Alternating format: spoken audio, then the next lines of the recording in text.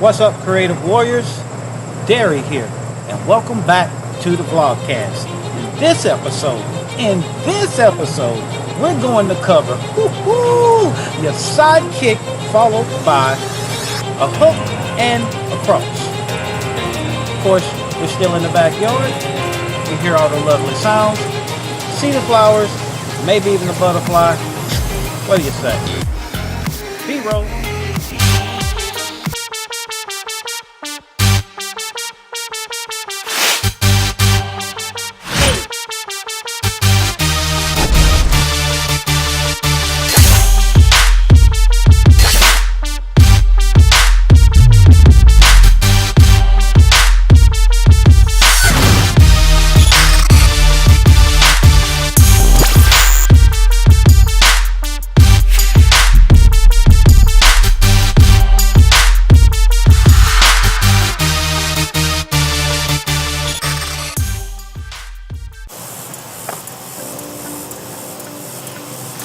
I'm always forgetting.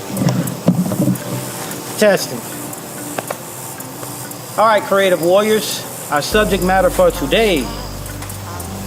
Sidekick, hook, followed by a cross. So where do we begin? Our sidekick. What's our sidekick actually good for? A sidekick is very good at maintaining distance. This bag here was actually our opponent. We could keep that opponent where that opponent is simply by using the distance of our sidekick. The sidekick can also be great if you're a traditional martial artist and you actually do point fighting and you had an opponent coming at you kicking. You sidestep that kick, move around, you have access to the rear leg. So the sidekick is great for keeping the distance, stepping around, stepping into the rear of the opponent's leg. The sidekick is also good great when targeting a knee. Not something you want to do to your friends, not something you want to do with your training partner. But in the case that you actually do have to defend yourself, it's a great kick angled down. Down. The normal sidekick comes up, turns, pushes out and down. The knee kick comes up and down. Either one, you can use your distance, meaning rear foot behind will let you take a full step, totally concealed, and the knee kick replacing the front foot with the rear while raising the front, then pushing down. So we have 1 and 2. That's going in for a knee. So, to perform our sidekick, we'll go knee up is 1, turn the foot you're standing on, that's 2. So we have 1, 2, 3, 4, and 5. Again, 1, 2, 3, 4, and 5. Remember, your rear end should be pointed towards the individual you're defending yourself against. So, take a couple strikes at the dummy. Side kick alone, up, and turn. Boom, turn. Keep the front hand up, boom. Rear hand also guarding, boom. Simple. Now, the follow-up is a hook. Remember, you pivot on the front foot, your hook, and your cross. Your cross, you're pivoting on your rear foot. So we have hook, cross, pivot, pivot, pivot, pivot. Again, pivot, pivot. Notice when the hook is thrown, the rear hand is guarding the face. When the cross is thrown, the front hand is guarding the face. And make sure that when you throw that cross, you actually push that chin into your shoulder.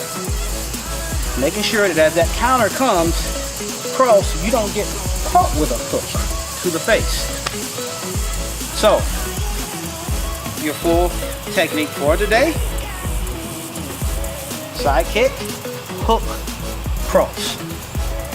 1, 2,